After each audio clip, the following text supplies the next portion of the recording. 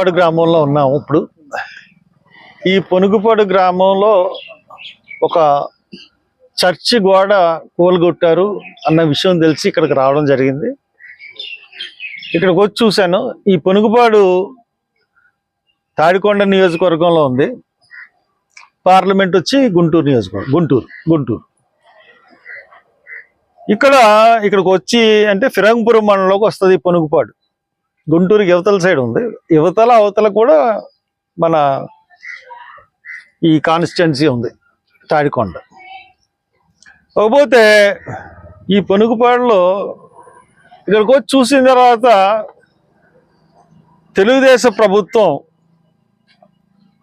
ఏ రకంగా చేసిందో కళ్ళకు కట్టినట్టు ఇక్కడ కనపడింది. ఒక విషయం నేను చెప్తా ఉన్నాను. ఇక్కడ వరుసగా ఒక హిందూ మందిరం ఉంది. ఏ మందిరం అది? రామాలయం. హిందూ రామాలయం ఉంది. రామాలయం ఆనుకుని ముస్లింల కబరిస్తాన్ ఉంది. ముస్లింల కబరిస్తాన్ ఆనుకుని చర్చ్ ఉంది.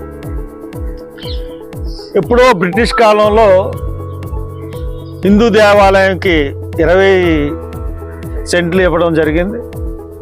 ముస్లిం కబరిస్తానానికి 12 సెంట్లు ఇవ్వడం జరిగింది. ఇక్కడ చర్చికి 9 సెంట్లు ఇవ్వడం జరిగింది. ఇప్పుడు ఈ వరుసగా 3 మెయిన్ రోడ్డు ఆనుకుని ఉన్నాయి. ఈ గ్రామం యొక్క మెయిన్ రోడ్డు ఆనుకుని ఉన్నాయి. ఇక్కడ ఉన్నప్పుడు హిందూ రామాలయాన్ని ముట్టుకోలేదు. రామాలయాన్ని వెనకాల రోడ్డు ఉంది, చూశాను నేను. అలాగే కబరిస్తాన్ ముస్లింల ఆ స్థలాన్ని ఆనుకుని రోడ్డు ఉంది. అది ఏకంగా సిమెంట్ రోడ్డు కూడా వేశారు, దాన్ని ముట్టుకోలేదు. చర్చి వెనకాల కూడా రోడ్డు ఉంది. కానీ చర్చి వెనకాల రోడ్లో చర్చి స్థలాన్ని కూలగొట్టి వాళ్ళు ఈ చర్చి వెనకాల రోడ్డు ఒకటి ఫామ్ చేశారు. అంటే ఇది క్లియర్ కట్గా ప్రభుత్వానికి దళితుల మీద ఎంత ద్వేషం ఉంది అన్నది చాలా క్లియర్గా కనపడుతుంది. ఇది ఎప్పటి నుంచో నడుస్తున్న గొడవ, కోర్టులో కూడా ఉంది. గవర్నమెంట్ వచ్చిన తర్వాత, వైసీపీ గవర్నమెంట్ వెళ్ళిపోయి తెలుగుదేశం గవర్నమెంట్ వచ్చిన తర్వాత, గవర్నమెంట్ రాగానే కేసులు అన్నీ విత్డ్రా చేసుకుని రాజకీయ బలంతో ఈ రోజున పోలీసులని అడ్డు పెట్టుకుని ఒకే నైట్లో మొత్తం గ్రామస్తులందరినీ బంధించి, ఇక్కడ ఎస్సీలందరినీ బంధించి దళితుల్ని ఆ రోడ్డు గోడ కూలగొట్టడం, రోడ్డు నిర్మించేయడం అంతా జరిగిపోయింది. ఇదే సంఘటన ఇంతకుముందు ఇదే జిల్లాలో జరిగింది. అది ఎక్కడంటే పర్చూరు నియోజకవర్గం, దేవరాపల్లి గ్రామం. అప్పుడు కూడా చెట్టు పుట్ట, నీరు చెట్టు, ఆ కార్యక్రమంలో భాగంగా దేవరాపల్లి అనే విలేజ్లో 5 చెరువులు ఉన్నా కానీ పందం బట్టి అక్కడ ఎస్సీలు సాగు చేస్తున్న పొలాల్ని పాడు చేయాలనే ఉద్దేశంతో ఆ రోజు కూడా గ్రామస్తులందరినీ బంధించి వ్యాన్లెక్కి తీసుకెళ్ళిపోయి, ఆ రోజు కూడా ఒక చెరువుని ఒక రాత్రి ఒక జేసీబీలు, ఒక 50 జేసీబీలు, 100 జేసీబీలు ట్రాక్టర్లు పెట్టి తవ్వించేసి బట్టింది. అక్కడ కూడా ఎస్సీల జీవనోపాధిని పాడు చేసింది ఈ ప్రభుత్వం.